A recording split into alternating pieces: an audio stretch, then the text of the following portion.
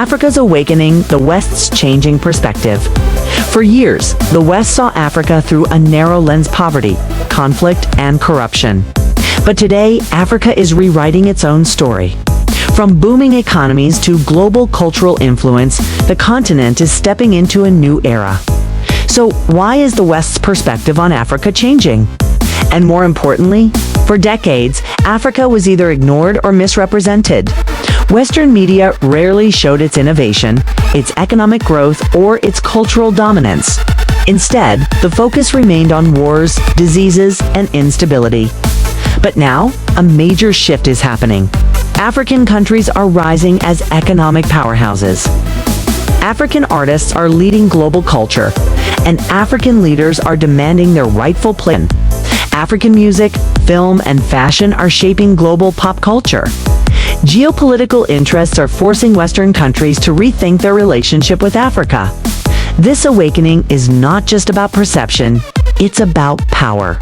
And for the first time in modern history, Africa is holding the microphone, breaking free from the Western narrative. For centuries, Africa was spoken about but rarely heard from. Colonialism painted it as a land in need of saving. Even after independence, the West controlled how Africa was seen through movies, books, and the news. What Africa was told: your resources are valuable, but you are not. You need the West to survive.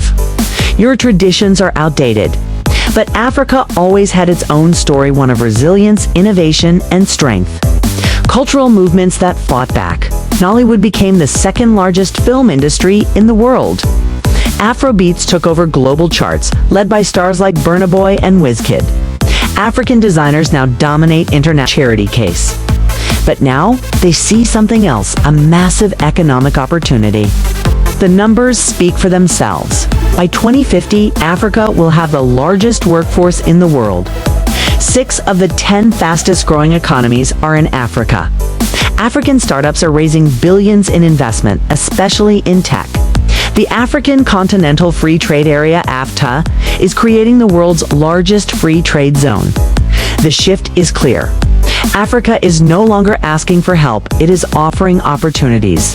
And the world is paying attention. Major players investing in Africa. China infrastructure and technology investments. The US new trade partnerships.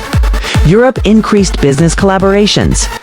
Tech giants Google, Microsoft investing in African startups. Western nations are now competing to be Africa's partner. Because one thing is clear: the future of the global economy runs through Africa. Africa leading in technology and innovation. While the West once saw Africa as lagging behind, today Africa is setting the pace in key industries. Key innovations changing the game. Mobile banking.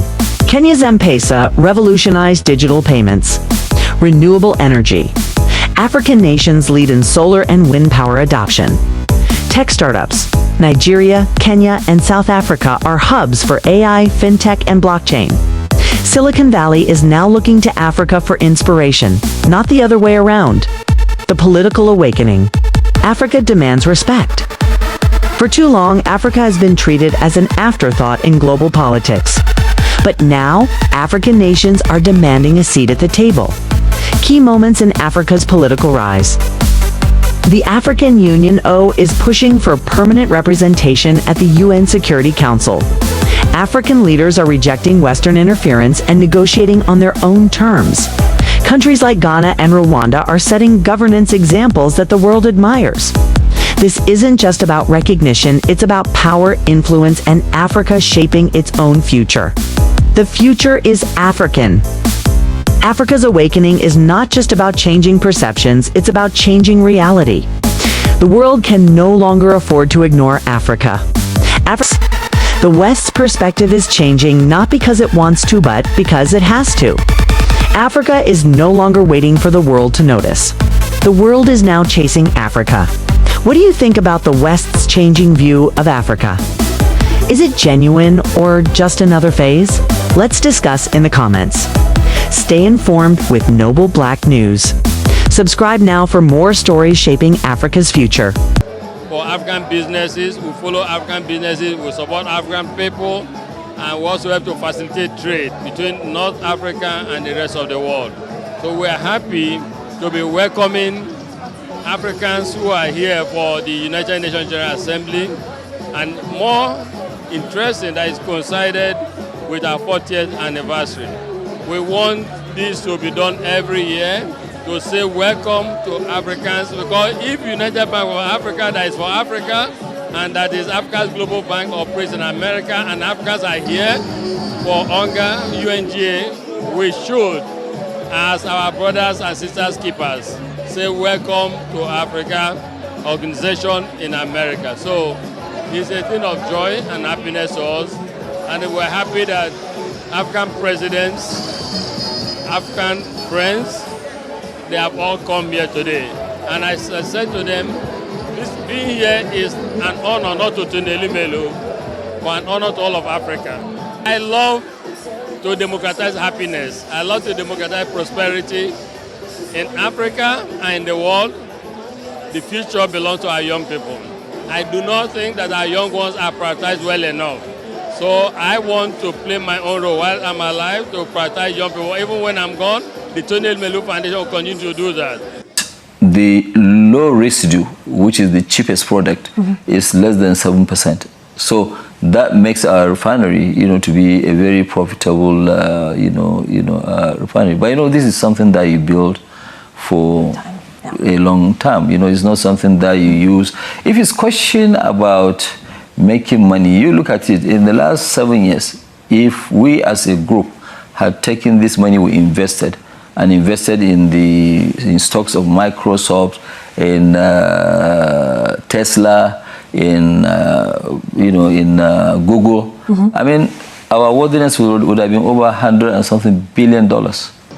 Africans who are here for the United Nations General Assembly, and more interesting that is coincided with our 40th anniversary. We want this to be done every year to say welcome to Africans, because if United Bank for Africa, that is for Africa, and that is Africa's global bank operates in America, and Africans are here for UNGA, UNGA, we should, as our brother. Take something that people don't know or they don't realize. What we did now, we now made ourselves as the EPC contractor, which is engineering, procurement, and construction. So we did it on our own. And because we have never, ever handled this kind of project. This kind of project are handled by SciFem, by Bechtel, the big guys. But we took that challenge, and that is why people believe that, no, it will never work.